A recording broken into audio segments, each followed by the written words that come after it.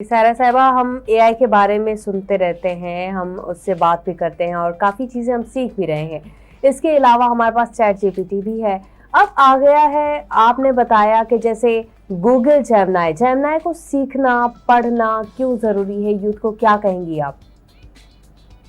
Gemini chat GPT की तरह ही AI platform है, बस उसका थोड़ा सा उसकी कोडिंग्स अलग हैं और उसकी जो है प्रॉम्प्ट जनरेशन थोड़ी सी डिफरेंट है। But Gemini can turn your content into in videos and it can generate your presentations. जैसे प्रीवियसली हम लोग पावर पॉइंट प्रेजेंटेशंस में कितना टाइम लगाते थे, more than half an hour तो लगता ही था। बट अब जेमिनाई का आपको पूरा प्रॉपर पावर पॉइंट प्रेजेंटेशन बना के दे देते हैं इनफैक्ट।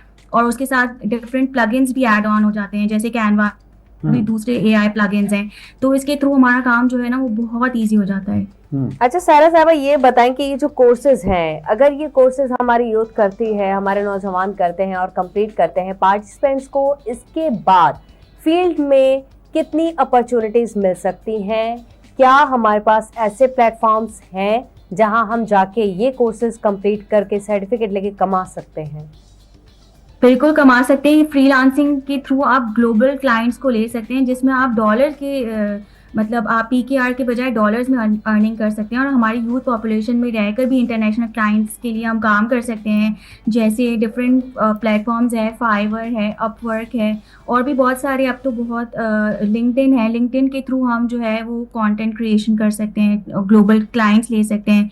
और डिजिटल स्किल्स हमारे फ्रीलांसिंग के लिए जो है वो एक ह्यूज अपॉर्चुनिटी है। और मैं तो कहती हूँ ये वाला जो इनिशिएटिव है तो वो बहुत ज़्यादा डोर्स ओपन कर रहा है बेसिक लाइक वेरियस अपॉर्चुनिटीज़ के लिए, और बहुत सारी जॉब्स भी क्रिएट करेगा ऑब्वियसली, और ग्लोबल डिजिटलाइजेशन को प्रमोट करेगा।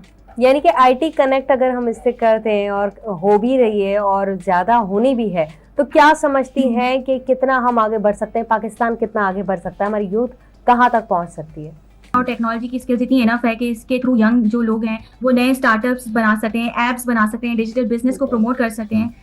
आई think what else you want then. बिल्कुल ठीक। अच्छा सायरा, मुझे ये बताइए, हम अगर 10-20 साल पहले चले जाएं तो हमारे जो पेरेंट्स थे वो बच्चों की सिर्फ एजुकेशन पे, जो टेक्स्ट एजुकेशन है, उन पे ही इन्हिसार भी करते थे, फोकस करते थे। लेकिन being in educationist, IT expert और एकेडमी को भी आप देख रही हैं,